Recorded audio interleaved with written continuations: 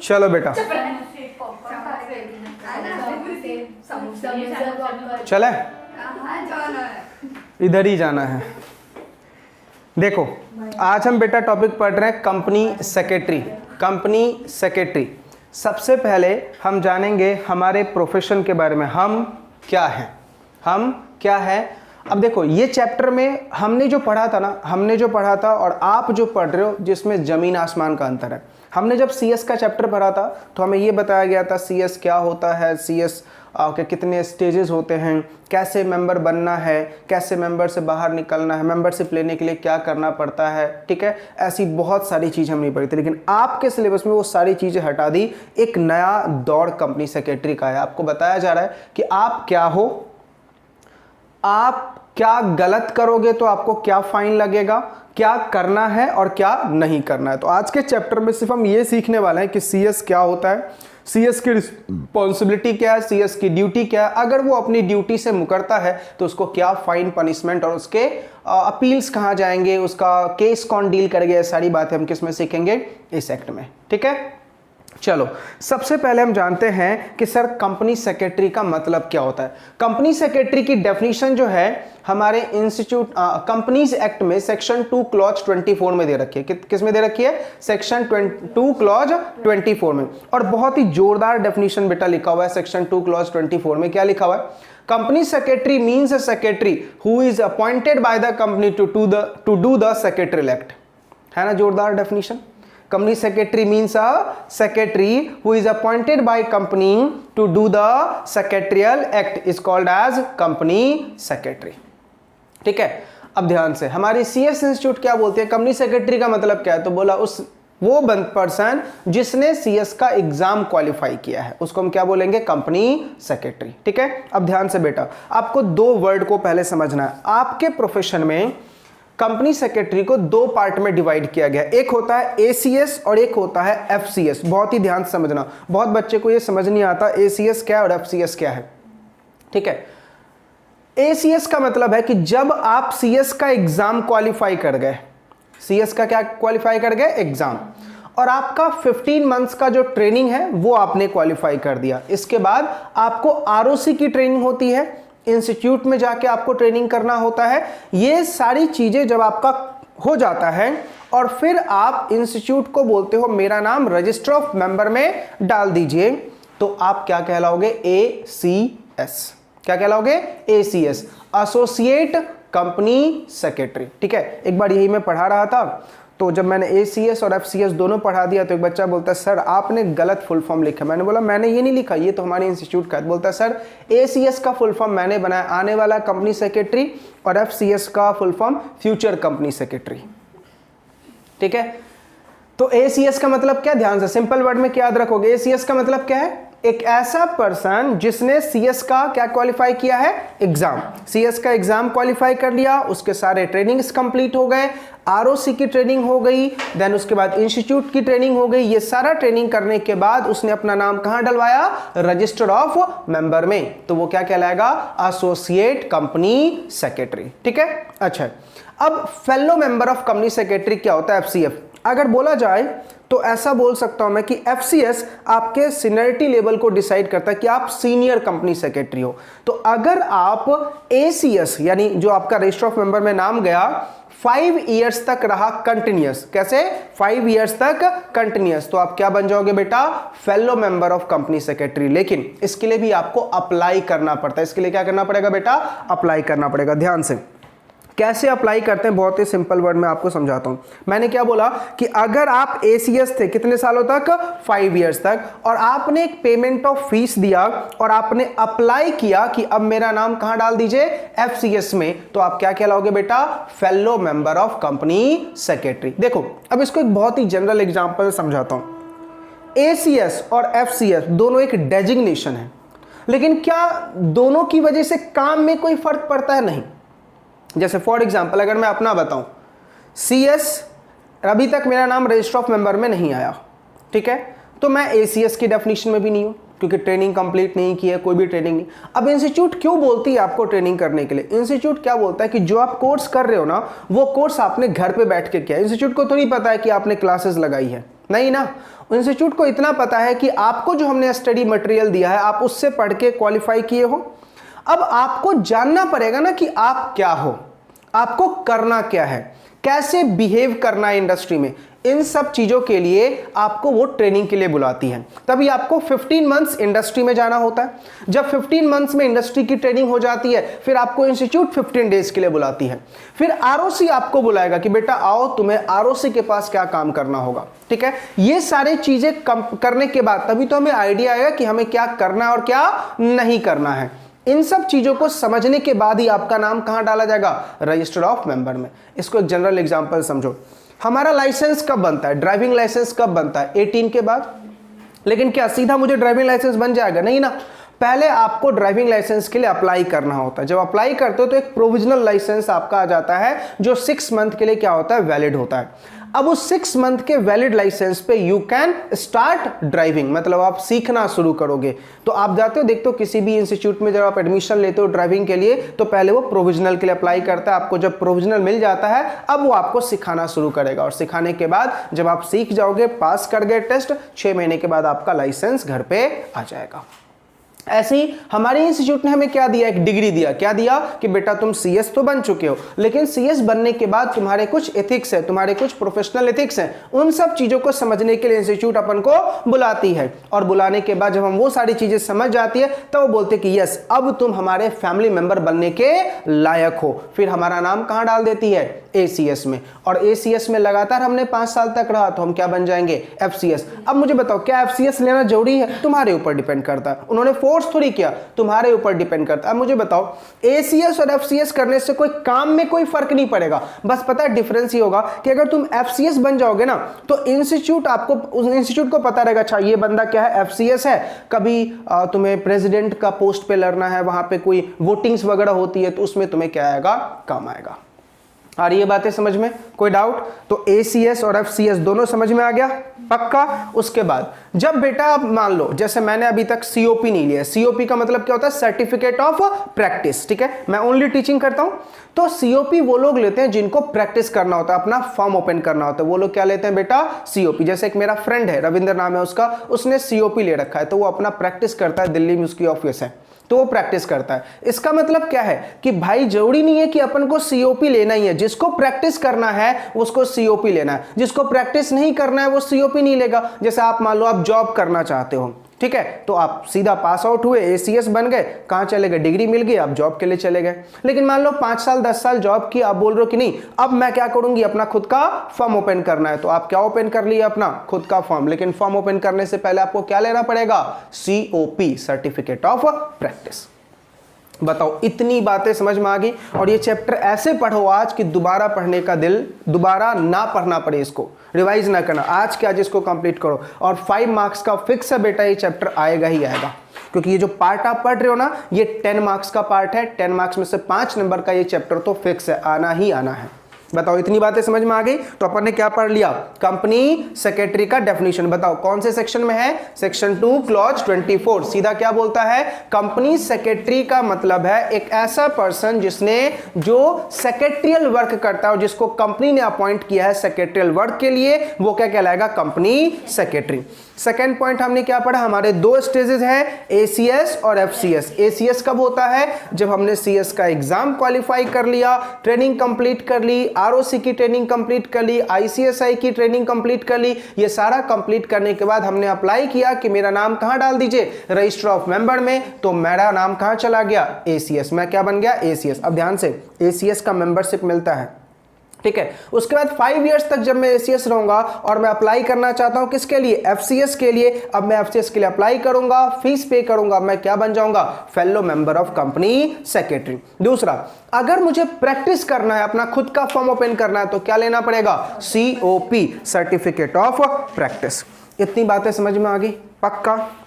तो चलिए देखो, आपके नोट्स में सबसे पहले वही 3 बात लिखी गई है, ठीक है। क्या क्या, कंपनी सेक्रेटरी, एसीएस, एफसीएस और सर्टिफिकेट ऑफ प्रैक्टिस, ठीक है। चलो, अब कभी कभी आपको एग्जाम में क्वेश्चन पूछ लेता है कि बेटा एक बात मुझे बताओ, ऐसे कौन कौन से काम तू करेगा जिससे ये मान लिया जाएगा कि तू deemed to be in practice हो।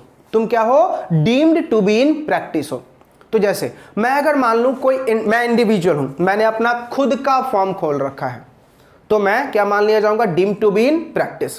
ठीक है, मैं इंडिविजुअल हूं और मान लो आरिका चार्टेड अकाउंटेंट है। ठीक है, तो मैं सीएस और आरिका चार्टेड अकाउंटेंट, हम दोनों ने मिलके एक फॉर्म खोला, तो हम क्या मान ली जाएंगे, deem to be in practice.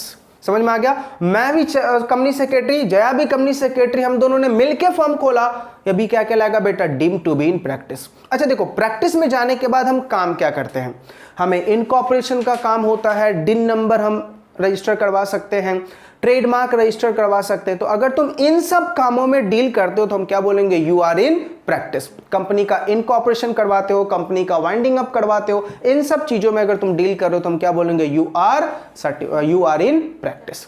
आई बातें समझ में? अब ये काम, प्रैक्टिस वाले काम आप अकेले भी कर सकते हो और किसी पार्टनरशिप फर्म के साथ भी मिलकर कर सकते हो, लेकिन पार्टनरशिप फर्म कैसा होना चाहिए, एज अ पार्टनरशिप फर्म होना चाहिए जो आपके फील्ड को डील कर रहा हो। तो कौन हो सकता है, सीए, सीएस, सीएमए या लॉयर। आ रही है बातें समझ में? पक्का? चलिए अब ध्यान से बेटा, आपके नोट्स में देखो लिखा हुआ है रजिस्टर ऑफ मेंबर। अब देखो, जब आपका नाम रजिस्टर ऑफ मेंबर में जाता है यानी एसीएस में जाएगा, तो आपके नाम में क्या, उस रजिस्टर में क्या क्या लिखा होगा आपके बारे में। तो देखो लिखा हुआ है, सबसे पहले आपका फुल नेम होगा, आपका डेट ऑफ बर्थ होगा, आपका डोमिसाइल होगा, आपका रेजिडेंशियल एड्रेस होगा। ठीक है, किस दिन आपका नाम रजिस्टर ऑफ मेंबर में डाला गया, आपकी क्वालिफिकेशन क्या है, क्या आपने सीओपी ले रखा है या नहीं ले रखा है। ठीक है, और क्या आप मेंबरशिप फीस पे कर रखा है या नहीं। तो ये सारी बातें बेटा कहां लिखी होती है, रजिस्टर ऑफ मेंबर में। याद रहेगा? चलो फटाफट पहले यहां तक बताओ, certificate of register of member में क्या क्या लिखा होगा, आपका नाम, आपका डेट ऑफ बर्थ, आपका डोमिसाइल, आपका रेजिडेंशियल, आपका एड्रेस, किस दिन आप मेंबरशिप बने, किस दिन आपका रजिस्टर ऑफ मेंबर में नाम गया, और आपकी क्वालिफिकेशन, और आपने सीओपी ले रखा है या नहीं। और जैसे ही मेंबर में आपका नाम चला जाएगा, क्या पे करना पड़ेगा आपको, एनुअल फीस। इतनी बातें समझ में आ गई? चलिए फर्स्ट पेज पे अपन ने क्या क्या सीखा, कंपनी सेक्रेटरी कौन होता है। कंपनी सेक्रेटरी के दो स्टेज कौन कौन से, एसीएस और एफसीएस। फुल फॉर्म एसीएस का एसोसिएट कंपनी सेक्रेटरी और एफसीएस का fellow member of company secretary. फिर हमने क्या पढ़ा कि भाई आप अगर सीओपी लेना चाहते हैं तो आप ले सकते हैं, सर्टिफिकेट ऑफ प्रैक्टिस। क्या बिना इस सीओपी के आप प्रैक्टिस में आ सकते हैं, नहीं, सीओपी लेना पड़ेगा। लेकिन आप डीम टू बी प्रैक्टिस कब माने जाएंगे, जब आप अकेला प्रैक्टिस कर रहे हैं या किसी पार्टनरशिप फर्म के साथ मिलकर प्रैक्टिस कर रहे हैं। लेकिन वो पार्टनरशिप फर्म कौन सा वाला होना चाहिए, सीए, सीएस, सीएमए या फिर लॉयर, उनके साथ मिलके। अच्छा, कौन सा आप काम, कौन सी सर्विस दे रहे हैं, इनकॉर्पोरेशन का, ट्रेडमार्क रजिस्टर करवाने का, वाइंडिंग अप के लिए, या फिर कंपनी का नाम चेंज कराना है, आर्टिकल चेंज करना है, ऐसी सर्विसेज आप दे रहे हैं, तो आप क्या माने जाओगे, deem to be in practice. ठीक है, फिर उसके बाद आपका नाम कहां चला जाएगा बेटा, एसीएस में, रजिस्टर ऑफ मेंबर में। क्या क्या लिखेंगे उसमें, आपका नाम, आपका डेट ऑफ बर्थ, आपका डोमिसाइल, आपका रेजिडेंशियल एड्रेस, फिर किस दिन आपने आपका नाम उस रजिस्टर में गया, क्या आपकी क्वालिफिकेशन है, फिर आपका एनुअल फीस और सीओपी आपने ले रखा है या नहीं। इतनी बातें समझ में आ गई? तो ये था आपका पेज नंबर 1।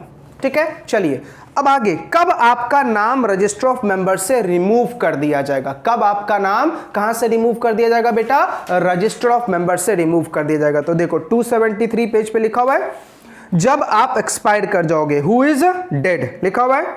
दूसरा, फ्रॉम हुम, आपने रिक्वेस्ट किया कि मेरा नाम रजिस्टर ऑफ मेंबर से हटा दीजिए। साक्षी बोल रही, अमित सर क्या हो गया आपको आज, वहां पे क्या लिखा हुआ है, आपने अपना नाम हटवा दिया। सर क्यों, बताओ जरा, क्यों हटाएंगे हम अपना नाम, मैं ऑलरेडी सीएस का मेंबर हूं, लेकिन मैं बोल रहा हूं नहीं मेरा नाम हटा दो। क्यों, कोई दूसरा मैं काम कर रहा हूं। फॉर एग्जांपल मैंने बताया था ना बेटा, अगर आपके पास 2 डिग्री है, सीएस की भी और एलएलबी की, तो एक टाइम पे आप एक ही प्रैक्टिस कर सकते हैं, या तो सीएस या तो एलएलबी। अब मैं सीएस को छोड़ के मैं कहां करना चाहता हूं, एलएलबी में जाना चाहता हूं, तो इसलिए मुझे मेंबरशिप छोड़नी पड़ेगी। आ रही है बातें समझ में? चलिए, तो पहला पॉइंट क्या लिखा हुआ है, अगर आप एक्सपायर कर गए। दूसरा, आपका रिक्वेस्ट आया है। तीसरा, जो मोस्ट इंपॉर्टेंट है, आपने बेटा क्या नहीं दिया, रजिस्टर जो मेंबरशिप फीस है एनुअल वाला, वो आपने पे नहीं किया, तो आपका नाम क्या कर दिया जाएगा बेटा, हटा दिया जाएगा। और लास्ट आपको देखो लिखा हुआ है, who is found to have subject at the time when his name was entered in the register or who at any time thereafter has become subject to any disabilities under section 8, section 8 की disability में आ गए तो आपका नाम क्या कर दिया जाएगा बेटा, हटा दिया जाएगा। आप समझना पड़ेगा ना सर सेक्शन 8 की डिसेबिलिटी कौन कौन से, पहले रट्टा मारो। पहला क्या था, कब का आपका नाम हटाया जाएगा, जब आप एक्सपायर कर गए। दूसरा आपने खुद से अप्लाई किया है। और तीसरा क्या था बेटा, जब आपने मेंबरशिप फीस नहीं किया। यहां तक 3 समझ में आ गया। और चौथा क्या बोल रहा है कि अगर आप सेक्शन 8 के लिस्ट में फॉल कर गए तो आपका नाम क्या हो जाएगा, डिस्क्वालीफाई। अब सेक्शन 8 में क्या क्या आता है लिखो, वहां पे साइड में डाल दो। सेक्शन 8 पहला डिसेबिलिटी है। सेक्शन 8 पहला disability, less than 21 years of age, less than 21 years of age. मैं लिख दूंगा बाद में भाई। Less than 21 years of as,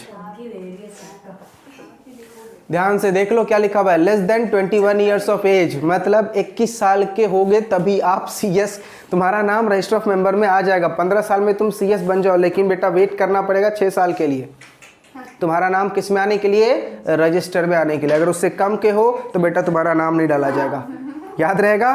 15 साल की एज में अगर आप सीएस बन भी गए तो कोई फायदा नहीं बेटा, रजिस्टर ऑफ मेंबर में नाम कब जाएगा, जब तुम 21 के। अच्छा एक बात बताओ, ये 21 ही क्यों, मैच्योरिटी लेवल बेटा, मैच्योरिटी लेवल हमारी कब आती है, 21 की एज तक। डायरेक्टर बनने का भी यही एज है, आपको पढ़ाऊंगा आगे डायरेक्टर चैप्टर में, वहां पे भी यही लिखा हुआ है 21 साल। दूसरा लिखो अनसाउंड माइंड, अगर तुम अनसाउंड माइंड के हो गए तो बेटा तुम्हें हटा दिया जाएगा। तीसरा लिखो undischarged insolvent, undischarged insolvent, undischarged insolvent लिख दिया। Next convicted by court, convicted by court.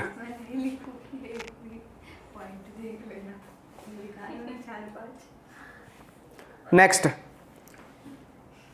if he found guilty under inquiry, if he found guilty under inquiry,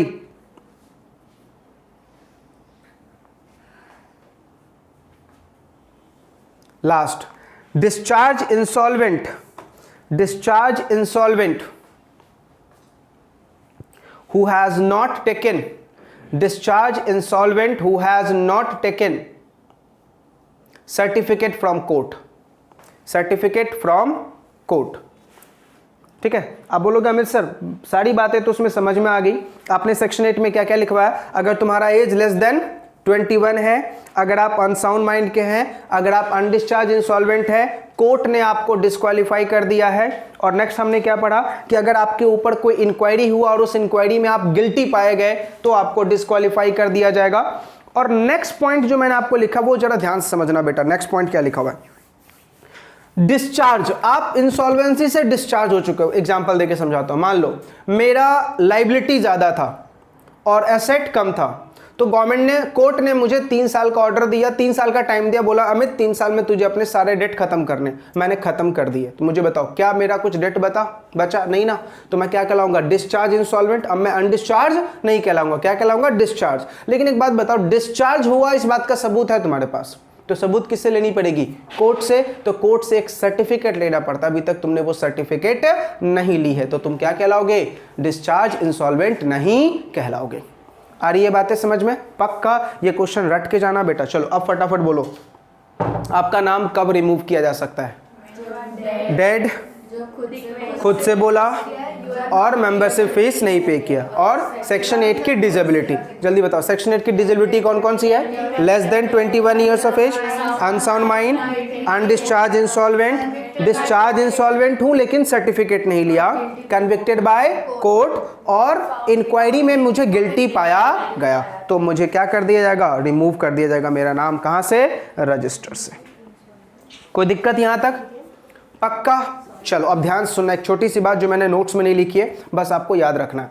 हमारे आईसीएसआई ने हमें कुछ डूज दिए हैं और कुछ डोंट्स दिए हैं। क्या दिए हैं, आईसीएसआई ने हमें क्या दिया है, कुछ डूज दिया है और कुछ डोंट दिया है, यानी कुछ चीजें हमें करनी है और कुछ चीजें हमें नहीं करनी। अब मुझे बताओ, जो चीजें हमने करनी है वो नहीं किया तो क्या मिसकंडक्ट है, और जो चीजें नहीं करनी थी वो कर दिया, क्या मिसकंडक्ट है? यस। तो डिपार्टमेंट क्या बोल रहा है, आईसीएसआई क्या बोल रहा है कि भैया हमारा कुछ गाइडलाइंस है, आपको हमने क्या करने को बोला है वो आपने नहीं किया, ये भी मिसकंडक्ट है, और हमने आपको जो नहीं करने को बोला वो आपने कर दिया, ये भी क्या है आपका मिसकंडक्ट है। पूरा लिस्ट बताऊंगा बेटा मिसकंडक्ट है, कितने मिसकंडक्ट आपके दिए गए हैं। वो मिसकंडक्ट अगर आप कर देते हो तो आपके ऊपर क्या लगाई जाएगी? फाइन, पेनल्टी हो सकता है, तुम्हारा नाम रजिस्टर से क्या कर दिया जाए बेटा? रिमूव कर दिया जाए। कितने दिनों के लिए रिमूव किया जाएगा वो सब बातें बाद में। इतनी बातें समझ में आ गई?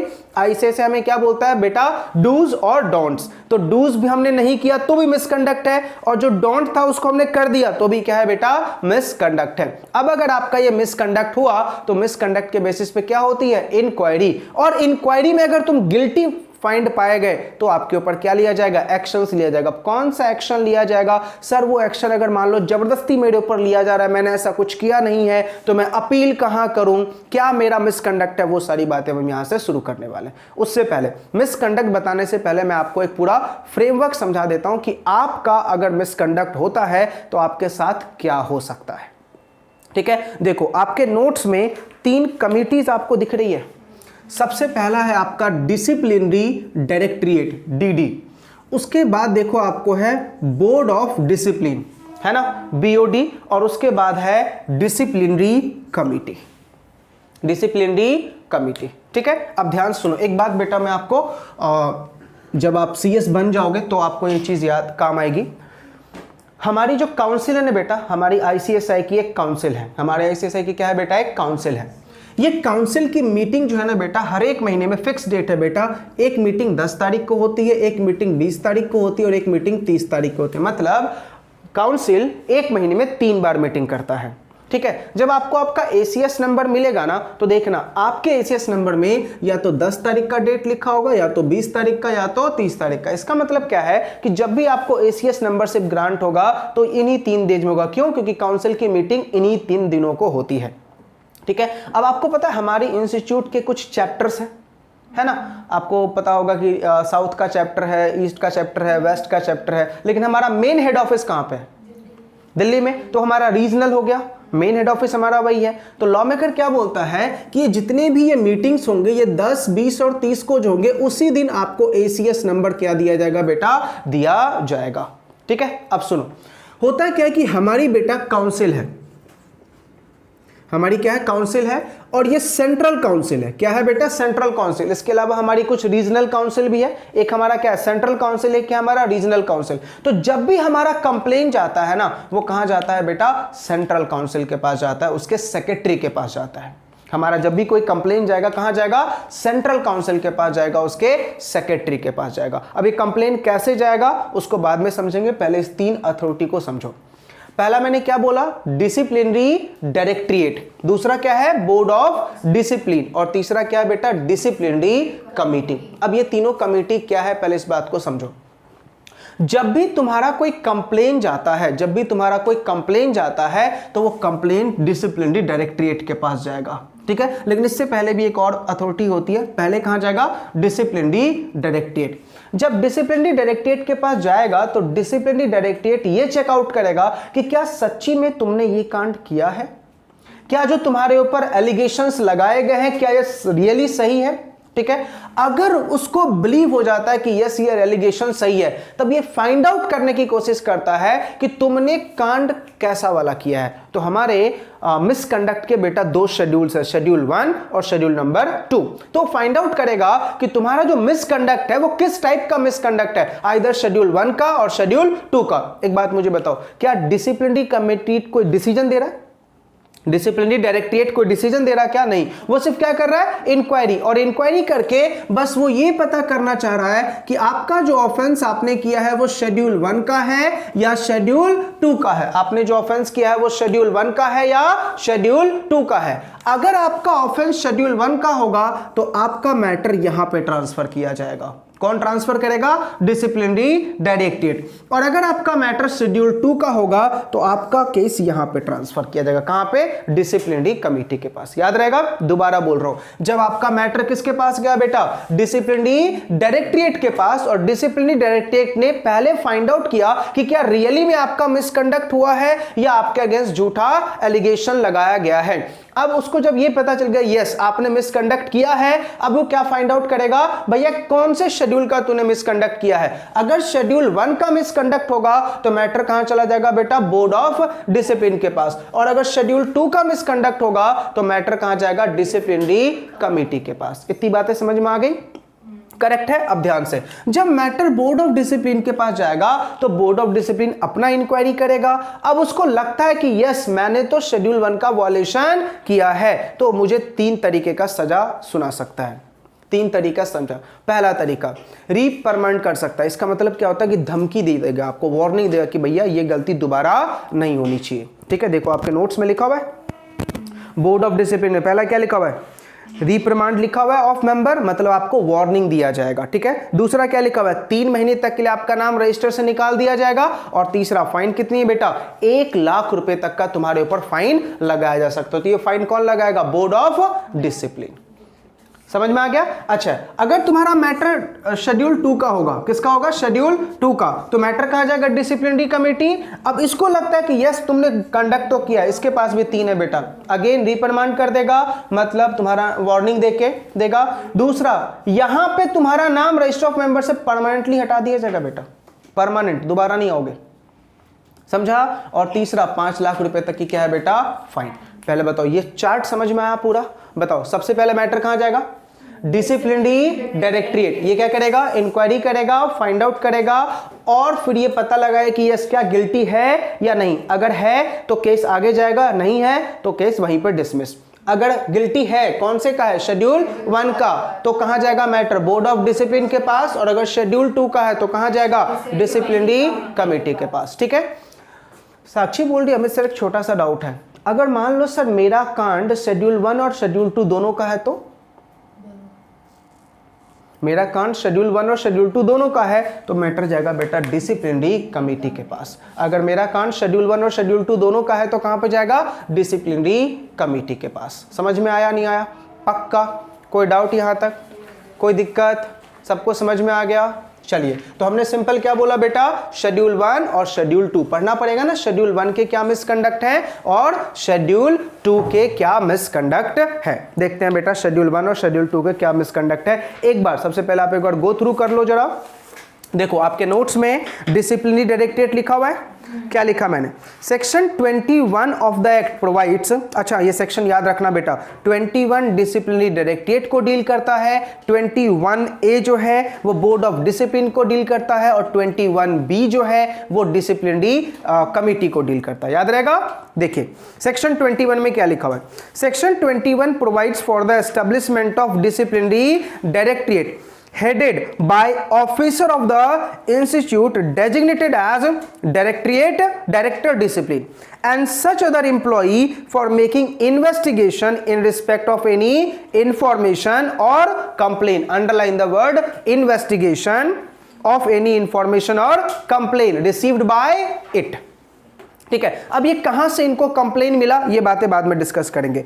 On receipt of any information or complaint along with the prescribed fees the disciplinary directorate shall arrive at a prima facie opinion on the occurrences of alleged misconduct. Disciplinary directorate को ऐसा लग रहा है कि यस तुमने कोई misconduct किया है, ठीक है, तो वो क्या फाइंड करेगा, मिसकंडक्ट किस कौन से टाइप का, शेड्यूल 1 का या शेड्यूल 2 का।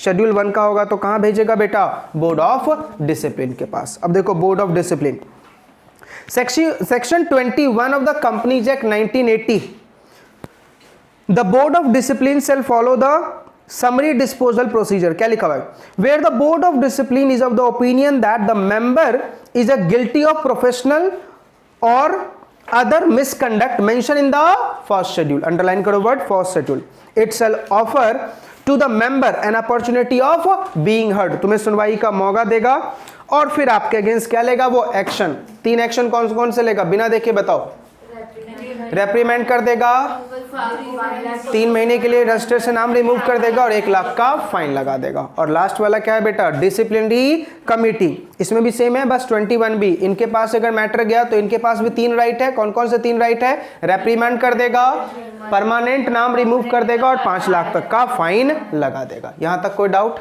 चलो अब बोलोगे अमित सर ठीक है, हमें हमारी करतूतों की सजा पता चल गई, लेकिन एक बात बताओ सर, क्या हम इसके अगेंस्ट अपील कर सकते हैं कहीं? क्या हम इसके अगेंस्ट अपील कर सकते हैं कहीं? लॉ मेकर ने बोला यस। कहाँ कर सकते हो अपील? एपेलेट अथॉरिटी के पास। कहाँ अपील कर सकते हैं बेटा? एपेलेट अथॉरिटी के पास। अब एक बात बताओ बेटा, हमारा 3 प्रोफेशनल डिग्री, एक है सीए, एक है सीएस और एक है सीएमए। आपसे किसी ने पूछ दिया कि कंपनी सेक्रेटरी कब आया इंडिया में, तो क्या बोलोगे? कंपनी सेक्रेटरी कब आया इंडिया में? आपके प्रोफेशन के बारे में आपसे पूछ रहा है कि कंपनी सेक्रेटरी कब आया इंडिया में, तो क्या बोलोगे? जब आया। Very good, 1980। नलायक को देखो, बोर्ड पे भी लिखा हुआ है 1980 में आया। और इंस्टीट्यूट ऑफ चार्टर्ड अकाउंटेंट, ओ नलायक को यहाँ पे समझना हमको क्या करना है। जब उनका आया कब आया? 1949। याद रहेगा? तो ध्यान से सुनो, अपन को मैटर कहाँ लेके जाना है? एपेलेट अथॉरिटी के पास। कहाँ मैटर लेके जाना है बेटा? एपेलेट अथॉरिटी के पास। तो अगर मान लीजिए हमारे पे ये जो ऑर्डर आया, किसका ऑर्डर आया? डिसिप्लिनरी डायरेक्टरेट का, बोर्ड ऑफ डिसिप्लिन का, या डिसिप्लिनरी कमिटी का? 1949 भाई, कुछ हुआ था, कुछ तो है। Constitution of India. हाँ 49 में कुछ तो था ना, कॉन्स्टिट्यूशन। हाँ तो बस। ओ भाई, इतना समझ में आ गया? चलिए हम मैटर कहाँ लेके जाएंगे बेटा? एपेलेट अथॉरिटी के पास। अब ध्यान से सुनो, मान लो मेरे अगेंस्ट किसी ने कंप्लेंट डाला कि अमित ने ये मिसकंडक्ट किया है। अब मेरे अगेंस्ट जब कंप्लेन गया, अब मैं प्रूफ कर रहा हूं कि सर मैंने वो मिसकंडक्ट नहीं किया, लेकिन फिर भी डिसिप्लिनरी डायरेक्टरेट ने या बोर्ड ऑफ डिसिप्लिन ने या डिसिप्लिनरी कमेटी ने मुझे सजा सुना दी। ठीक है, अब मैं उनके अगेंस्ट अपील लेके कहां जाऊंगा? Appellate authority. ठीक है, अब एपेलेट अथॉरिटी कोई भी हो सकता है बेटा। तुम सीए वालों के पास चले जाओ, सीएस वालों के पास चले जाओ, सीएमए वालों के पास चले जाओ, तीनों में से किसी भी एपेलेट अथॉरिटी के पास जा सकते हैं। लेकिन पता जनरली हम कहां जाते हैं? सीए की एपेलेट अथॉरिटी के पास। क्यों? क्योंकि सीए की एपेलेट अथॉरिटी सबसे पहले बनी है। ठीक है, हम वहां चले गए। कितने दिन में जाना है भैया? 90 डेज में। कितने दिन में जाना है? 90 डेज में। करेक्ट है। अब देखेंगे एपेलेट अथॉरिटी हमें क्या देगा। अब मुझे बताओ, एपेलेट अथॉरिटी के पास जब कोई भी मैटर जाता है, तो अभी तक आप बेटा एक्सपर्ट बन चुके हो लॉ में। एपेलेट अथॉरिटी के पास जब मैटर जाता है तो बताओ क्या होता है? 3 बातें। पुराने वाले डिसीजन को हाँ बोल देगा, या फिर सेट असाइड। सेट असाइड का मतलब? सेट असाइड का मतलब नया, पुराने वाले को हटाएगा और उसके जगह पे नया देगा। और कंफर्म का मतलब पुराने वाले को ही अप्रूव कर देगा, और मॉडिफाई का मतलब समझ में आ रहा? तो यही। लेकिन मुझे बताओ, जब एपेलेट अथॉरिटी के पास मैटर जाएगा तो क्या हमें अपॉर्चुनिटी ऑफ बीइंग हर्ड नहीं मिलेगा? मिलेगा। अपॉर्चुनिटी ऑफ बीइंग हर्ड देने के बाद ही मुझे ये ऑर्डर आएंगे। कोई डाउट यहां तक? पक्का समझ में आ गया? चलो अब एक बात बताओ, जब मुझे बाइज्जत बरी किया गया ना, इस बात का बहुत दुख हुआ बेटा डिसिप्लिनरी डायरेक्टरेट को। क्यों? मुझे जब बाइज्जत बरी किया गया, इस बात का दुख हुआ बेटा बहुत ज्यादा। किसको? डीडी को। डीडी बोल रहा है ऐसे कैसे अमित को छोड़ दिया भाई? ऐसे कैसे अमित को छोड़ दिया? तो डीडी ने मेरे अगेंस्ट अपील कर दिया। बोला ऐसे कैसे छोड़ दिया भाई? उस इंसान को कितनी शिद्दत से मैंने पकड़ा था और तुमने उसको छोड़ दिया। तो मेरे अगेंस्ट किसने अपील कर दिया? डिसिप्लिनरी डायरेक्टरेट ने। कहां पे? अगेन एपेलेट अथॉरिटी में। अब फिर उसको भी कितने दिन में अपील करना है? 90 डेज में। अब वहां भी क्या होगा? सही सेम 3 बातें, या तो सही में मुझे बरी किया जाएगा, या तो दोबारा से इंक्वायरी इन्वेस्टिगेशन स्टार्ट होगा, या फिर कोई ना कोई ऑर्डर मॉडिफाई किया जाएगा। क्लियर है? चलिए आप नोट्स में ये बातें बेटा कहीं पे चिपका दीजिए, लिखिए।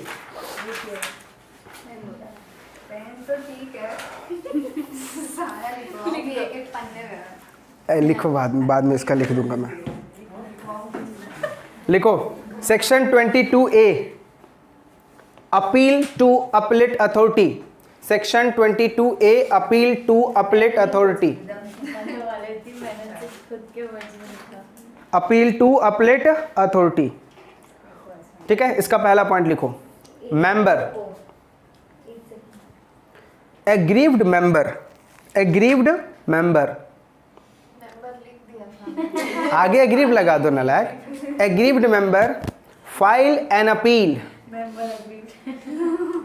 Aggrieved member file an appeal before appellate authority, before appellate authority within 90 days. 90 days. Correct. Point number 2.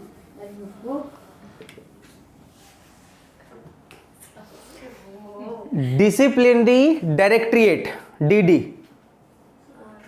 Disciplinary Directorate can also file an appeal, before appellate authority within 90 days. Appellate authority within 90 days.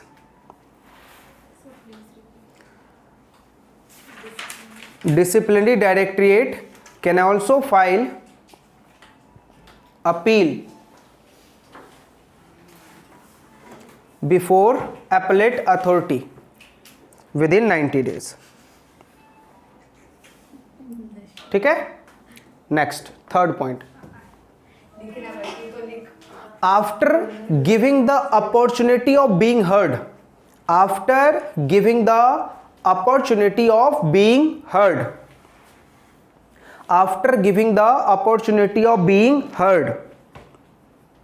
appellate authority can confirm, set aside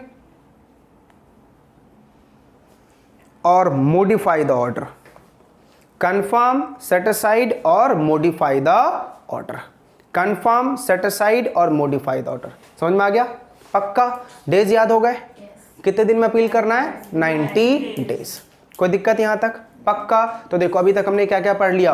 board of discipline क्या होता है, sorry DD क्या होता है, board of discipline क्या होता है, disciplinary directorate क्या होता है. ध्यान से. डीडी का कोई मैंने कंपोजिशन बताया? डीडी का कोई कॉम्पोजिशन बताया नहीं ना. लेकिन बेटा बोर्ड ये डिसिप्लिनरी डायरेक्टरेट जो है हमारा उसका बेटा कॉम्पोजिशन है, सॉरी डिसिप्लिनरी कमेटी का कॉम्पोजिशन है. डीडी का हमारा कोई कॉम्पोजिशन नहीं है, लेकिन डिसिप्लिनरी कमेटी का हमारा क्या है बेटा, कोई कॉम्पोजिशन है. तो डिसिप्लिनरी कमेटी में बेटा 5 लोग होते हैं. डिसिप्लिनरी कमेटी में कितने लोग होते हैं? 5 लोग. कौन कौन लोग होंगे? ध्यान से, ये क्वेश्चन पूछ सकता है आपके एग्जाम में. डिसिप्लिनरी कमेटी में 5 लोग होते हैं. नोट्स में लिखा हुआ है बेटा पेज नंबर 274 पे. डिसिप्लिनरी कमेटी, वहां पे देखो एकदम सुनहरे अक्षरों में बोल्ड करके कुछ लिखा हुआ है, दिख रहा? 2 मेंबर्स करके. तो ध्यान सुनो बेटा, एक तो प्रेसिडेंट होगा या वाइस प्रेसिडेंट होगा. एक कौन होगा? प्रेसिडेंट होगा या वाइस प्रेसिडेंट होगा. फिर उसके बाद 2 मेंबर्स होंगे किसके? काउंसिल के. 2 मेंबर्स किसके होंगे बेटा? काउंसिल के. और 2 मेंबर किसके होंगे? सेंट्रल गवर्नमेंट के. याद है? तो सिंपल आपको किसी ने पूछा डिसिप्लिनरी कमेटी का कंपोजिशन क्या होगा, तो क्या बोलोगे? सर 5 लोग होंगे, एक प्रेसिडेंट या वाइस प्रेसिडेंट, 2 मेंबर काउंसिल के और 2 मेंबर सेंट्रल गवर्नमेंट के. तो ये क्वेश्चन आपके एग्जाम में आ सकता है कि डिसिप्लिनरी कमेटी के कितने मेंबर्स हैं. चलिए अब देखिए ध्यान से, आपके अगेंस्ट इंक्वायरी कैसे होगी. तो देखो पेज नंबर 274, 56 को छोड़ के 277, 278 और 279 मैंने 3 अलग अलग प्रोसीजर्स आपको लिखे गए हैं, दिया हुआ है. ठीक है, मैं इन्हीं सारे प्रोसीजर को आपको समराइज करके बताता हूं क्या है ये प्रोसीजर. ठीक है, चलो सबसे पहले हम बात करते हैं बेटा डिसिप्लिनरी कमेटी के पास, डिसिप्लिनरी डायरेक्टरेट के पास हमारा केस कैसे पहुंचता है. सुनने पे ध्यान देना. ठीक है, सुनोगे याद हो जाएगा प्रोविजन. अभी तक जितने भी डेट्स थे याद हुए, ऐसे ही बेटा ये भी प्रोविजन आपको क्या हो जाएगा, याद हो जाएगा. ध्यान सुनना. मान लो मेरे अगेंस्ट किसी ने कंप्लेन फाइल किया कि अमित ने ये मिसकंडक्ट किया है. मेरे अगेंस्ट किसी ने कंप्लेन फाइल किया और बोला अमित ने ये मिसकंडक्ट किया है. कंप्लेन कहां जाएगी बेटा? सेक्रेटरी के पास. कहां जाएगी कंप्लेन? सेक्रेटरी के पास. और ये सेक्रेटरी कौन सा वाला? काउंसिल का सेक्रेटरी. समझ में आ गया? किसका सेक्रेटरी होगा? काउंसिल का सेक्रेटरी. जब भी आप कंप्लेन फाइल करोगे तो एप्रोप्रिएट फॉर्म में होगा और 50 रुपए की फीस लगानी है. आया समझ में? क्या करना बेटा, कंप्लेन जब भी जाएगा किसके पास जाएगा? सेक्रेटरी के पास जाएगा और 50 रुपीज की क्या लगानी है आपको? फीस लगानी है. ठीक है, अब एक बात मुझे बताओ, कंप्लेन किसके अगेंस्ट जाएगा? अभी देखो मैंने एग्जांपल लिया कि मेरे अगेंस्ट कंप्लेन आया. ठीक है, ऐसा भी हो सकता है पार्टनरशिप फर्म के अगेंस्ट कंप्लेन आया. यह भी हो सकता है पार्टनरशिप फर्म के एक पार्टनर के अगेंस्ट कंप्लेन आया. पूरी पार्टनरशिप फर्म के अगेंस्ट नहीं आया, किसके अगेंस्ट आया, एक पार्टनर के अगेंस्ट आया, या फिर कोई इंडिविजुअल ने अपना प्रैक्टिस फर्म खोल रखा है उसके अगेंस्ट आया। ठीक है, समझा? तो 3 बातें समझो। कंप्लेन किसके अगेंस्ट आया, किसी इंडिविजुअल प्रैक्टिसिंग कंपनी सेक्रेटरी के अगेंस्ट आया। दूसरा, किसी प्रैक्टिसिंग फर्म के अगेंस्ट आया, और किसी प्रैक्टिसिंग फर्म के इंडिविजुअल पार्टनर के अगेंस्ट क्या आया बेटा, कंप्लेन आया। किसके पास आया, सेक्रेटरी के पास आया। जो भी इंसान कंप्लेन लगाएगा 2 बातें उसको सेटिस्फाई करनी है। पहला, 50 रुपए का फीस देना है, एप्रोप्रिएट फॉर्म में होना चाहिए कंप्लेन, और साथ में प्रूफ भी अटैच करोगे। बिना प्रूफ के वो कंप्लेन आपका लेगा नहीं। क्लियर है? अब मुझे बताओ, मेरा कंप्लेन कहां चला गया, सेक्रेटरी के पास चला गया। अब सेक्रेटरी ने यह देखा कि क्या ये कंप्लेन जेन्युइन है या अनजेन्युइन है। अगर उसको लगा कि ये कंप्लेन क्या है, जेन्युइन है, रियली में मैंने कोई मिसकंडक्ट किया है या कोई प्रोफेशनल मिसकंडक्ट है मेरा, तो मुझे एक वो नोटिस भेजेगा। कितने दिनों में, 60 डेज में। कितने दिनों में बेटा, 60 डेज में। कितने दिनों में नोटिस भेजेगा, 60 डेज में नोटिस भेजेगा, और आपको 14 डेज का टाइम देगा कि भैया तुम रिप्लाई करो कि क्यों ना मैं तेरे अगेंस्ट एक्शन लूं। समझा? इसको बोलते हैं सो कॉज नोटिस। क्या बोलते हैं इसको, सो कॉज नोटिस। तो 60 डेज में आपके पास जाएगा, फिर आप क्या करोगे बेटा, उनके अगेंस्ट में क्या करोगे, रिप्लाई करोगे। अब अगर वो आपके रिप्लाई से सहमत हो गया तो ठीक है, और नहीं सहमत हुआ तो आपके मैटर को वो भेज देगा डिसिप्लिनरी डायरेक्टरेट के पास। कुछ बातें समझ में आ रही? अब पूरा चेंज समझ में आ रहा? मैटर कहां चला गया, डिसिप्लिनरी डायरेक्टरेट। अब डिसिप्लिनरी डायरेक्टरेट क्या करेगा, इंक्वायरी, और इंक्वायरी करके क्या फाइंड आउट करने की कोशिश करेगा कि कौन से शेड्यूल का ऑफेंस है, शेड्यूल 1 का है या शेड्यूल 2 का है। शेड्यूल 1 का होगा तो कहां भेज देगा, बोर्ड ऑफ डिसिप्लिन के पास, और शेड्यूल 2 का होगा तो कहां भेज देगा, डिसिप्लिनरी कमेटी का। बताओ, पूरा चित्रहार समझ में आ रहा? अब एकदम शुरू से एकदम एंड लेवल से समझते हैं। चलो शुरू हो जाओ। मेरे अगेंस्ट कंप्लेन फाइल करना है, मैं मान लो प्रैक्टिसिंग कंपनी सेक्रेटरी हूं, मेरे अगेंस्ट कंप्लेन फाइल करना है, कहां जाओगे, सेक्रेटरी के पास। किसके सेक्रेटरी, काउंसिल के सेक्रेटरी के पास। कैसे कंप्लेन फाइल करोगे, एप्रोप्रिएट फॉर्म में, प्लस 50 रुपए की फीस, प्लस प्रूफ दे दिया। अब सेक्रेटरी क्या करेगा, उसको पढ़ेगा, समझेगा, और उसको लगता है कि यस डिफॉल्ट है तो आगे कंटिन्यू करेगा, नहीं तो रिजेक्शन। अगर उसको लगता है कि यस डिफॉल्ट किया है, मिसकंडक्ट किया है, तो क्या भेजेगा, नोटिस। किसको, उस पर्सन को या फर्म को नोटिस भेजेगा। कितने दिनों में, 60 डेज में, और उसका रिप्लाई कितने दिनों में जाना चाहिए, 14 डेज में।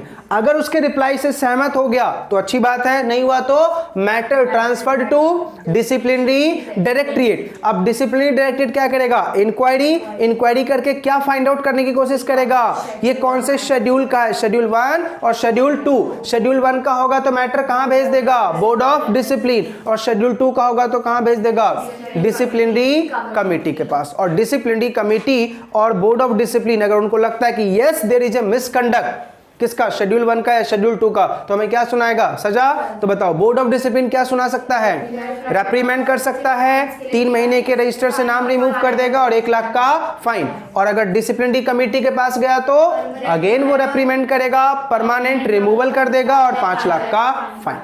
करेक्ट। लेकिन मान लो तुम्हें लगता है कि नहीं, मेरे अगेंस्ट गलत ऑर्डर इशू किया गया, तुम कहां चले जाओगे, अपील। अपील किसके पास करोगे, अपीलेट अथॉरिटी। कितने दिनों में करोगे, 90 डेज में करोगे। अब वो क्या कर सकते हैं, अपॉर्चुनिटी ऑफ बीइंग हर्ड देंगे, और 3 बातें, कंफर्म, मॉडिफाई और सेट असाइड। खत्म। याद हो गया? कब तक के लिए? हाँ, वो तो बेटा नेक्स्ट संडे ही पता चलेगा। नेक्स्ट संडे क्या, कल ही हम मिलने वाले हैं, कल पूछेंगे। मंडे को छुट्टी रहती है? नहीं, अभी नहीं होती है। 2 दिन बेटा होली के मजे लिए।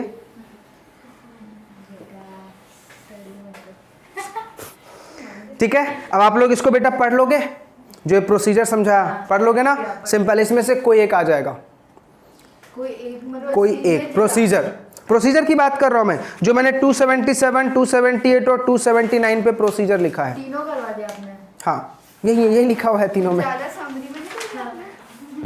चलो एक बार रीड कर ले साथ, आ जाओ रीड कर लेते हैं। अभी तो आपने बोला सर, आपने ज्यादा समरी में करवा दिया।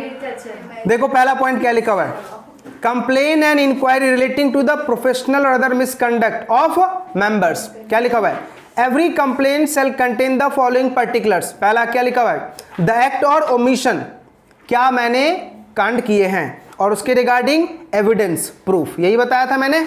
आप क्या बताओगे, एक एप्रोप्रिएट फॉर्म में होगा और साथ में क्या अटैच करोगे, प्रूफ।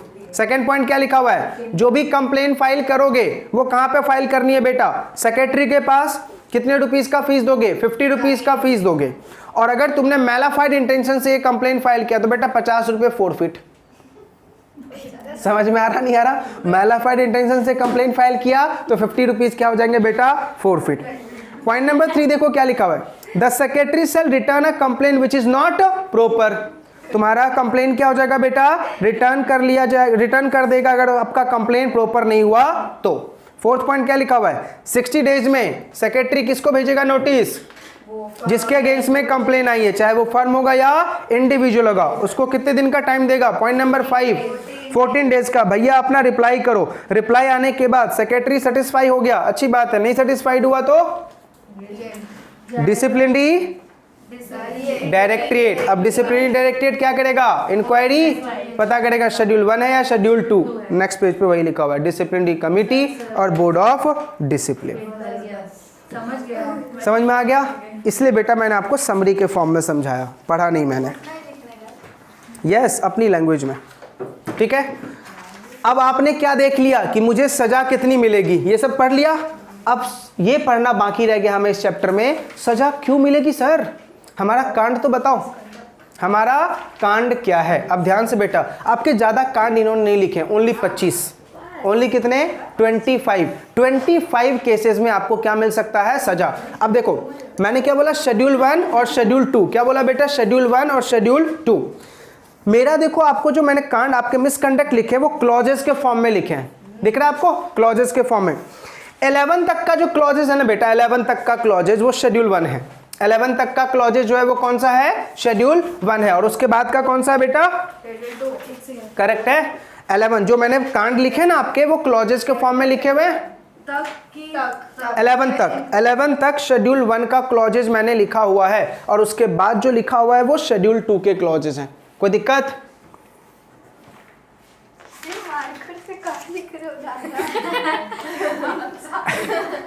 11 तक बेटा क्या है, शेड्यूल 1 है, और 11 के बाद क्या है बेटा, शेड्यूल नंबर 2 है। नहीं मैं बढ़टवाता हूँ बेटा, उसका टेंशन ना लो।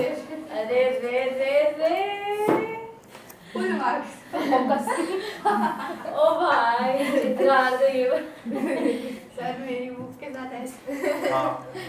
देखो तो शेड्यूल 1 और शेड्यूल 2 की हम बात करते हैं बेटा, और मजा आएगा, ये सब मिसकंडक्ट आप पढ़ोगे ना, बहुत मजा आएगा। तो कभी नहीं भूलेगी। चलिए बेटा, सबसे पहला बेटा शेड्यूल 1 का पहला मिसकंडक्ट देखो क्या लिखा हुआ है। Point number 1, allow any person, ध्यान से एक एक वर्ड को ध्यान से देखना, क्या लिखा हुआ है, allow any person to practice in his name as a company secretary. For example, ध्यान सुनना बेटा, एग्जाम्पल, मैं मान लो अपना साइनिंग पावर, कौन सा गेट, देखो तो अपन क्या पढ़ रहे थे बेटा, मिसकंडक्ट, ठीक है, शेड्यूल 1 और शेड्यूल 2। शेड्यूल 1 में सबसे पहला मिसकंडक्ट क्लॉज नंबर 1 क्या लिखा हुआ है कि मान लो मैं कंपनी सेक्रेटरी हूं, ठीक है, और मैं अलाउ कर रहा हूं अपना नाम इस्तेमाल करने के लिए, ऐसे पर्सन को दे रहा हूं, मेरा नाम मैं किसी और को इस्तेमाल करने के लिए दे रहा हूं, ऐसे पर्सन को दे रहा हूं जो खुद सीएस नहीं है। समझ में आ रहा, मैं सीएस हूं और मैंने अपना नाम किसी और को इस्तेमाल करने के लिए दिया। किसको इस्तेमाल करने के लिए दिया, ऐसे पर्सन को जो खुद सीएस नहीं है। तो ये क्या माना जाता है बेटा, प्रोफेशनल मिसकंडक्ट, ठीक है। देखो क्या लिखा हुआ है, अलाउ एनी पर्सन, ऐसा होता है बेटा बहुत बार, मुझे तो कितने कॉल आते हैं, अमित सर सिर्फ आपका क्या दे दो, साइनिंग दे दो, और बाकी आपको 25,000 रुपये महीने देता हूँ। हाँ कम लग रहे तुम्हें नालायक। Allow any person to practice in his name as a company secretary unless such person is also a company secretary in practice and in a partnership with or employed by him। ठीक है।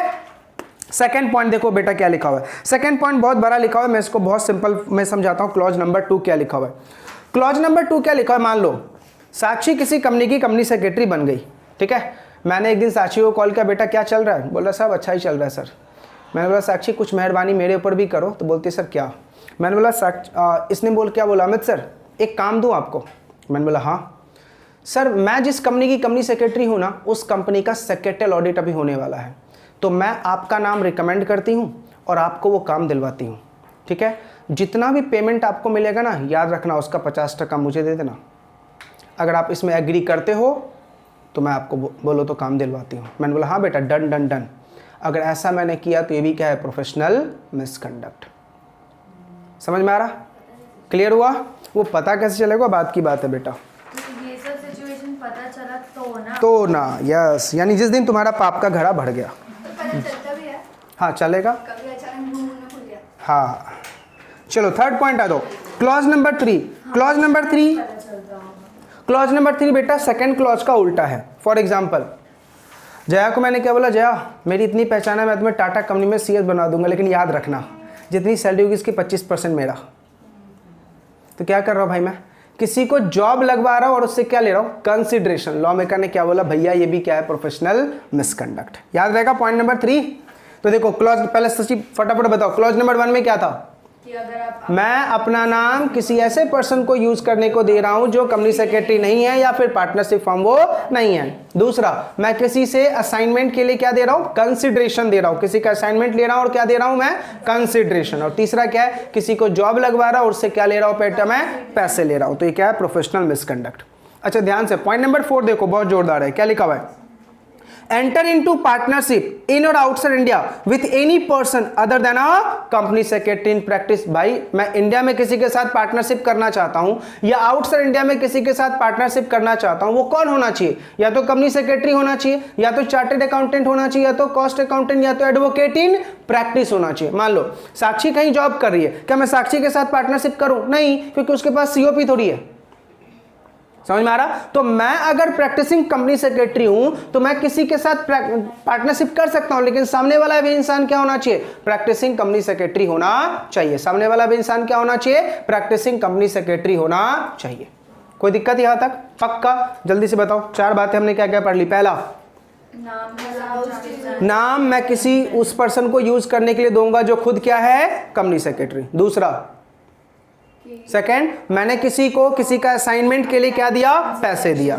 तीसरा, मैंने किसी को job दिलवाया और क्या लिया? पैसे लिया। और चौथा, मैं किसी भी के साथ पार्टनरशिप तभी कर सकता हूं जब सामने वाला भाई इंसान क्या हो? या तो सीएस हो, या तो सीए हो, या तो सीएमए हो, या तो एडवोकेट हो। चाहे ये पार्टनरशिप मैं इंडिया में करूं या आउटसाइड इंडिया। क्लियर है? चलिए पॉइंट नंबर 5 क्या लिखा हुआ है?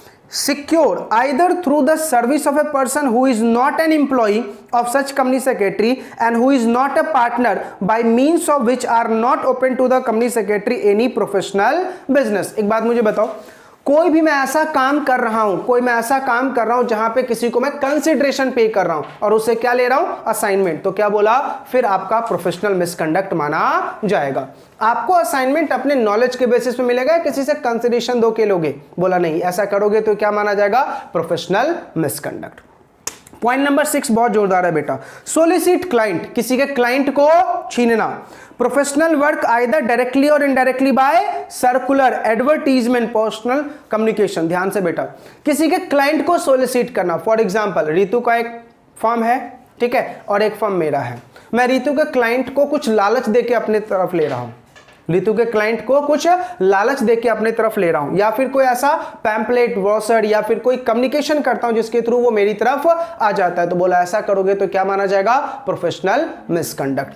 अब मुझे बताओ जनरली हम ऐसा कैसे करते हैं? फीस कम चार्ज करके, कम पैसे लेके। तो लॉ मेकर ने क्या बोला? ये प्रोफेशनल मिसकंडक्ट के डेफिनेशन में आता है। वो तो अच्छी बात है बेटा, हमारे इंस्टीट्यूट ने हमारे फीसेस फिक्स कर रखे हैं, फीस फिक्स कर रखा है किस चीज के लिए कम से कम कितना चार्ज होना चाहिए।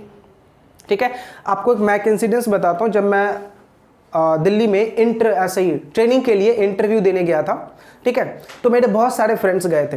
तो उसमें से एक फ्रेंड था जो किसी विलेज साइड से था, तो उसको ऑफर किया गया था बेटा सीएस के ट्रेनिंग के लिए 500 रुपीज़ पर मंथ, ठीक है। और उसने क्या बोला कि मुझे तो 500 मिले, 200 मिले, 250 मिले, जितना भी मिलेगा मैं कर लूँगा, ठीक है। मैंने बोला एक बात मुझे बताओ, तूने 3 साल अपनी जवानी बर्बाद की है CS की डिग्री लेने के लिए, अगर तुझे 500 में ही काम करना तो इससे अच्छा था जूते पॉलिश की दुकान खोल लेता। अगर 500 रुपये में तुझे CS का काम करना है तो फिर 3 साल तो पापा का तूने पूरा पैसा बर्बाद किया, इससे तो जूते पॉलिश की दुकान खोल लेता भाई, क्यों 500 रुपये में काम करूं। तो अगर मान लो तुमने रेट कम कर दिया तो क्या हो जाएगा, मार्केट तो डिसबैलेंस हो जाएगी ना। जैसा आज के दिन मुझे बताओ, प्रोफेशनल में तो चलो ऐसा नहीं है, हमारी इंस्टीट्यूट ने हमारे हर एक चीज़ों के क्या फिक्स कर रखे बेटा रेट, लेकिन फिर भी लोग ऐसा करते हैं। लेकिन हमारे टीचिंग फील्ड में कोई हमारे इंस्टीट्यूट का गाइडलाइन ही नहीं है। अब आपने देखा होगा टीचिंग फील्ड में तो आज के दिन बेटा ऑफर्स निकलते हैं, कई CA इंस्टीट्यूट के और कई BCom क्लासेस के मैंने पैम्पलेट्स देखे। अभी बेटा वो एक मूवी आई है ना, अरे वो जो बहुत हिट हो रही है साउथ की, कौन सी मूवी है वो, कौन सी, हाँ पुष्पा मूवी में बेटा क्या मेरे को लिंक जानना है, अब बताओ कैसे लिंक कर रहे हो। समझाता हूँ। पता तो है नहीं वो उसमें। अरे भाई सुन तो मेरे, पुष्पा मूवी में वो एक डायलॉग है ना, झुकेगा नहीं, हाँ झुकेगा नहीं करके वो डायलॉग है ना बेटा। अभी कितने CA इंस्टीट्यूट के मैंने ऐसे पैम्पलेट देखे हैं जिसमें ये डायलॉग लिखा हुआ है, मैंने एक बार डाला भी था, झुकेगा नहीं रुकेगा नहीं, ठीक है। ऐसा पैम्पलेट डाल के बेटा तुम बच्चों को क्या करो, इनवाइट करो। दूसरा, आजकल के टीचर्स तो बेटा ऐसे हो चुके हैं जिन्होंने ये एजुकेशन को एक धंधा बना दिया है, पता है। अब ऐसे कोई टीचर्स जब से ऑनलाइन आया है, ऑनलाइन में पता है क्या होता है, एडवर्टीजमेंट। कैसे, अभी एक क्लासेस का मैंने पैम्पलेट देखा, पता है वहां पे क्या लिखा हुआ था, 100% कैशबैक। एक क्लासेस का मैंने पैम्पलेट देखा, उसमें क्या लिखा हुआ था, आप जो फीस पे करेंगे उसका 100% कैशबैक मिलेगा इफ आप अपने साथ 3-4 बच्चों को लेके आते हो। समझ में आ रहा नहीं आ रहा 100। अब मुझे बताओ, जो बच्चा पैसे के लालच में होगा वो तो क्या बोलेगा, ओ भाई चल ना क्लासेस, खुद तो फंसा के आएगा और साथ में अपना फीस क्या लेके आएगा, कैशबैक। ये पेटीएम का ऑफर थोड़ी चल रहा भाई। अब यहाँ पे आजकल के क्लासेस में बेटा पता क्या लोगे, दिवाली ऑफर, लिमिटेड सीट, ठीक है, अकाउंटिंग स्टैंडर्ड का लेक्चर मिल रहा है लिमिटेड, दिवाली ऑफर के लिए 150 रुपये में। क्या कर रहे हो तुम, प्रोफेशन की तो पूरी वाट लगा दी है। और आपको पता है आप लोगों के फीस जितने कम है ना बेटा, मैंने जब पढ़ा था एग्जीक्यूटिव लेवल पे 80,000 रुपीज़ का फीस पे किया था दोनों ग्रुप के लिए, और फाइनल की तो बात ही मत करो, 1,20,000 फीस था फाइनल का जब हमने किया था, इतना महंगा था। अभी बताओ 1,20,000 में तो पूरी फाइनल निपट जाती है, 1,20,000 में फाउंडेशन से लेके फाइनल निपट जाती है। हम लोगों ने 2 से 2.5 लाख रुपए तो सिर्फ क्या फीस पे किए थे, सिर्फ एंड सिर्फ कोचिंग क्लासेस के फीसेस, लेकिन हाँ स्टडी भी वैसी मिली। समझ में आया। तो पॉइंट नंबर 6 क्या बोल रहा है कि भैया आप कोई पैम्पलेट वॉचर्स ऐसा नहीं निकाल सकते हो। आपने देखा होगा यूट्यूब पे आप जाओ तो वहां पे बहुत सारे लेक्चरर के वीडियो दिखेंगे, वहां पे लिखेंगे company law Baba, law of wizard, ठीक है, क्या क्रिटिकल कर रहे हो। अब अगर मान लो मैं अगर यूट्यूब पे ऐसा पैम्पलेट निकालूं 300 merger expertise in merger, God of merger, ये क्या कर रहे हो तुम। चलो बेटा पॉइंट नंबर 6 समझ में आ गया। अच्छा जो पॉइंट नंबर 7 भी उसी को डील करता है बेटा। अगर तुमने कोई एडवर्टाइज किया जिस प्रोफेशनल अटेनमेंट, जैसे होता है ना, जैसे मान लो किसी ने 100 मर्जर करवा दिए, अब वो हर एक जगह पे इंस्टाग्राम पे रील बना के डाल रहा है 100 मर्जर मैंने करवा दिए, 100 मर्जर का लीडर बन चुका हूँ, ठीक है, ये करवा दिया वो करवा दिया, ऐसे अगर एडवर्टीजमेंट डालोगे तो ये भी क्या है बेटा, प्रोफेशनल मिसकंडक्ट। आई बात है समझ में। पॉइंट नंबर 8 बेटा, एक्सेप्ट द पोजीशन, ये बहुत अच्छा पॉइंट है बेटा। पॉइंट नंबर 8, मान लो टाटा कंपनी की पहले कंपनी सेक्रेटरी थी साक्षी, ठीक है, अब टाटा कंपनी ने साक्षी को निकाल दिया, बोला अब आप नहीं काम करोगे, साक्षी की जगह पे आरिका को रख रहा है, तो आरिका की रिस्पॉन्सिबिलिटी बनती है कि वो साक्षी को नोटिस देगी कि मैडम आपको तो वहां से निकाला गया है लेकिन मुझे वहां पे अपॉइंट किया, बिना नोटिस के उस कंपनी का जॉब नहीं एक्सेप्ट कर सकती। हमको कैसे पता चलेगा नेक्स्ट ये है, वो आपको फाइंड आउट करो, ढूंढो, पता करो कि आपके पहले क्या थे। ऑब्वियसली सी बात है बेटा, समझ में आ रहा नहीं आ रहा। तो लॉ मेकर क्या बोल रहा है, किसी भी कंपनी, आपको पता होना चाहिए ना भाई कि पहले कौन था, ये तो इतना तो पता होगा ना पहले कौन था इसका कंपनी सेक्रेटरी, उसको अब नोटिस भेजो कि भैया आपके जगह पे मुझे अपॉइंट किया जा रहा है। अगर तुमने नोटिस नहीं भेजा और जॉब एक्सेप्ट कर लिया, दिस इज प्रोफेशनल मिसकंडक्ट। सामने वाला कंपनी सेक्रेटरी जिसको गुस्सा रहेगा वो बेटा केस फाइल कर देगा। नेक्स्ट आ जाओ point number 9, charges or offer to charge, accept or offer to accept in respect of any professional employment fees are based on the percentage of profit. ध्यान से, ये भी बहुत जोरदार पॉइंट है बेटा, क्लॉज नंबर 9। मान लो रितु के पास किसी क्लाइंट का एक केस आया, ठीक है, केस मान लो आरओसी के पास फंसा हुआ था, तो रितु ने पता क्लाइंट को क्या बोला कि भैया देख, अगर मैंने तेरा केस जितवा दिया तो ये बता तुझे प्रॉफिट कितने का होगा। तो बोला 50 लाख का। ठीक है, 50 लाख का 20% मेरा। अगर केस जितवा दिया तो 50 लाख का 20% मेरा, और अगर हार गया तो 5 लाख मेरा। क्या कर रही है ये, समझ में आ रहा नहीं आ रहा? बोला बेटा आप कोई फीस परसेंटेज बेसिस पे चार्ज नहीं करोगे, फिक्स बता दो कितना आप लेने वाले हो फीस, ठीक है। या फिर ऐसा नहीं बोलोगे जीत गया तो इतना, हार गया तो इतना, और मिडिल में रह गया तो बीच वाला। समझ में आ रहा? पॉइंट नंबर 10 आ जा बेटा, engage in any business or occupation other than the profession of company secretary unless permitted by the council। भैया तो कोई भी ऐसा धंधा नहीं कर सकता जब तक कि CS इंस्टीट्यूट अलाउ ना करे। अगर कोई CS के अलावा कोई और प्रोफेशन में जाना चाहते हो तो पहले किसको इन्फॉर्म करोगे? काउंसिल को इन्फॉर्म करो, फिर उसके बाद तुम दूसरे प्रोफेशन को एक्सेप्ट करोगे। And last, allow a person not being a member of the institute in practice or member not being a partner to sign। एक बात मुझे बताओ, साक्षी अभी तक CS बनी नहीं है, ठीक है, मैं उसको अपना साइन दे रहा हूँ, बेटा लगा देना, जहाँ भी तेरा दिल करे लगा लेना, और इससे पैसे कमाना। मुझे बताओ गलत कर रहा हूँ नहीं कर रहा हूँ? तो प्रोफेशनल मिसकंडक्ट किसका, मेरा या साक्षी का? आपका। मेरा। क्यों? क्योंकि साक्षी अभी CS थोड़ी बनी है।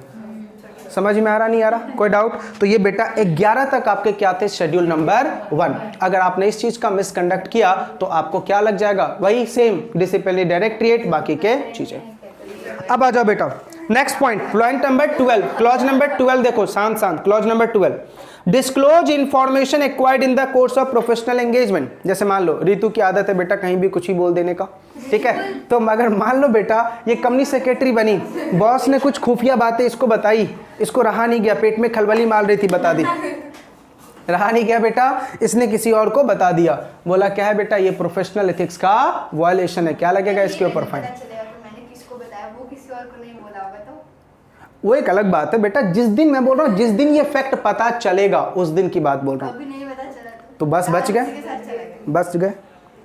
चलिए नेक्स्ट आ जाइए, पॉइंट नंबर 13 देखो क्या लिखा हुआ है, certify or submit his name or his name in his form or a report on examination of a matter relating to the company secretary practice and related statement unless examination. एक बात मुझे बताओ, जब तक मैंने किसी डॉक्यूमेंट को verify नहीं किया, ठीक है, और मैंने साइन कर दिया, गलत है ना भाई? पहले मुझे वेरीफाई करना चाहिए था, पढ़ना चाहिए था, फिर साइन करना चाहिए था। अगर बिना पढ़े साइन कर दिया, बिना वेरिफिकेशन के साइन कर दिया तो क्या माना जाएगा? ये professional misconduct. Next, permit his name or the name of his firm to be used in connection with any report or statement. एक बात मुझे बताओ, जो रिपोर्ट और स्टेटमेंट मैंने बनाए नहीं है, किसी और पार्टनरशिप फर्म ने बनाए, वहां पे साइन मेरा जा रहा है, रिपोर्ट किसका?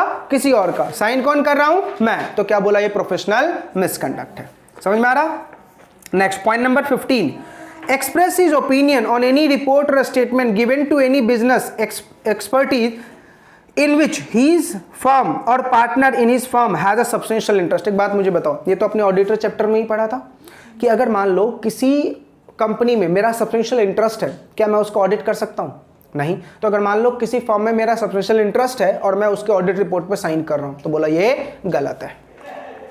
Next, fail to disclose a material fact. एक बात मुझे बताओ, तुम मटेरियल फैक्ट डिस्क्लोज करने में फेल कर गए, तुम मटेरियल फैक्ट डिस्क्लोज करने में फेल कर गए। आपको पता था कि ये चीज गलत है, फिर भी रिपोर्ट में साइन कर रहे हो और गलत बातों को डिस्क्लोज नहीं कर रहे हो, तो क्या माना जाएगा? Professional misconduct. Fail to report a material misstatement. आपको पता है कि रिपोर्ट में कुछ चीजें गलत लिखी हुई है, या फिर आप रिपोर्ट में गलत चीजों को फाइंड आउट नहीं कर पाए और रिपोर्ट साइन कर दिया, बोला एवरीथिंग इज करेक्ट, तो क्या बोला? ये भी प्रोफेशनल मिसकंडक्ट है। Next, fail to obtain sufficient information which is necessary for expression. मान लो मैं किसी कंपनी का सेक्रेटरियल ऑडिट करने के लिए गया, सेक्रेटरियल ऑडिट करने के लिए कोई इंफॉर्मेशन बहुत ही जरूरी था, मैंने वो इंफॉर्मेशन कलेक्ट नहीं किया और सीधा रिपोर्ट साइन कर दिया, बोला ये प्रोफेशनल मिसकंडक्ट है। Next, fail to keep money of his client other than the fees or remuneration. एक बात मुझे बताओ, क्लाइंट से मुझे फीस मिल रहा है, रेम्युनरेशन मिल रहा है, उसके अलावा मैं क्लाइंट का कोई और पैसा रख सकता हूं क्या? नहीं। फॉर एग्जांपल, क्लाइंट ने मुझे कोई सेटलमेंट करवाने को बोला, सेटलमेंट करवा के मैंने 3 करोड़ रिसीव किया, वो 3 करोड़ किसको देना था? मुझे, क्लाइंट को ना। क्या वो पैसा अपने पास रखना था? उसको मैंने ऐसा बोला कि भैया 3 करोड़ तो नहीं मिले, सिर्फ 2.5 करोड़ मिले, 50 लाख मैंने अपने पास रख लिया और उसको कितना दिया? ओनली 2.5 करोड़। बोला ये प्रोफेशनल मिसकंडक्ट है। Next, contravenes any of the provision of this act. तुमने कंपनी सेक्रेटरी एक्ट के किसी भी प्रोविजन का वायलेशन किया तो ये प्रोफेशनल मिसकंडक्ट है। Being an employ of any company, firm, person disclose confidential information. आप किसी कंपनी के एम्प्लॉय हो, किसी कंपनी के कंपनी सेक्रेटरी हो और वहां पे जाके आप उनके कॉन्फिडेंशियल इंफॉर्मेशन को आउट मार्केट में लीक कर रहे हो, तो बोला ये भी क्या है? प्रोफेशनल मिसकंडक्ट है। Induce in any information statement, include any information statement, return form to be submitted, council, any committee or directed board of discipline जो आपने फॉल्स दिया है, यानी आपने कोई स्टेटमेंट क्या बना के दिया है बेटा? फॉल्स। तो ये कुछ ग्राउंड्स हैं जो आपके क्या माना जाते हैं? Professional misconduct. कम से कम शेड्यूल 1 का पूरा ग्राउंड तो रट्टा मार के ही जाना, और शेड्यूल 2 के अगर सारे ना हो पाए तो कम से कम 5-6। समझ में आया? इन प्रोफेशनल ग्राउंड के बेसिस पे आपको क्या माना जाएगा? मिसकंडक्ट, और मिसकंडक्ट के बेसिस पे क्या लगेगा? फाइन, जो हमने ऑलरेडी पढ़ लिया। समझ में आया? चलो अब 5 मिनट में बेटा इस चैप्टर को एक बार समअप करते हैं। सबसे पहले हमने शुरू कहां से किया था? Company secretary. कंपनी सेक्रेटरी का मतलब क्या होता है? एक ऐसा पर्सन जिसने सीएस का एग्जाम क्वालिफाई किया और उसको कंपनी ने अपॉइंट किया है act as a secretarial work. CS के कितने डेजिग्नेशन होते हैं? 2, एसीएस और एफसीएस। एसीएस में कौन आएगा? जो एग्जाम क्वालिफाई कर चुका है, ट्रेनिंग हो चुका है, आरओसी की ट्रेनिंग हो चुकी है, इंस्टीट्यूट की ट्रेनिंग हो चुकी है और तुम्हारा नाम तुमने रजिस्टर में लिखवा दिया, तो क्या कहलाओगे? एसीएस। लगातार तुम 5 सालों तक एसीएस रहोगे और फिर अप्लाई करोगे किसके लिए? एफसीएस के लिए। फीस पे करोगे तो तुम क्या बन जाओगे? Fellow member of company secretary. ठीक है। सीओपी प्रैक्टिस करने के लिए क्या लेना पड़ेगा? सीओपी लेना पड़ेगा। बिना सीओपी के आप प्रैक्टिस नहीं कर सकते। इसके बाद हमने क्या पढ़ा था कि सर आपका नाम जब रजिस्टर में जाता है तो क्या क्या लिखना होता है? आपका नाम, आपका डेट ऑफ बर्थ, आपका डोमिसाइल, आपका रेजिडेंस, आपका एड्रेस, कब आपका नाम रजिस्टर ऑफ मेंबर में ऐड किया गया, आपने सीओपी लिया है या नहीं, ये सारी बातें लिखी जाएंगी। फिर आपका नाम कब रिमूव किया जाएगा?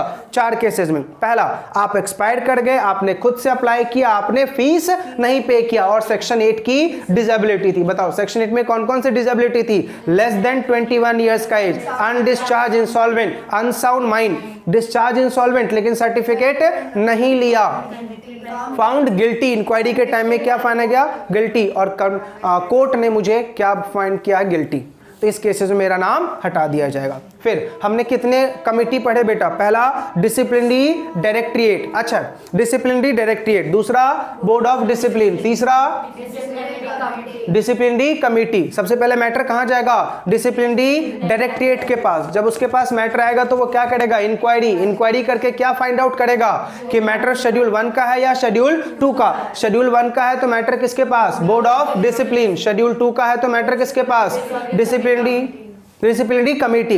बोर्ड ऑफ डिसिप्लिन क्या सजा सुना सकता है? रिपरमांड कर सकता है, 3 महीने के लिए नाम हटा देगा और 1 लाख तक का फाइन। और डिसिप्लिनरी कमेटी रिपरमांड कर सकता है, परमानेंटली नाम रिमूव कर देगा और 5 लाख तक का फाइन। अगर मुझे इस डिसीजन से दुख है तो कहां जाऊं? Appellate authority. कितने दिन में अपील करूं? 90 डेज में। अपीलेट अथॉरिटी और अपॉर्चुनिटी ऑफ बीइंग हर्ड देने के बाद 3 बातें, कंफर्म, मॉडिफाई और सेट असाइड कर देगा। ठीक है। किसी पर्सन को कंप्लेन करना है, कहां पे कंप्लेन करेगा?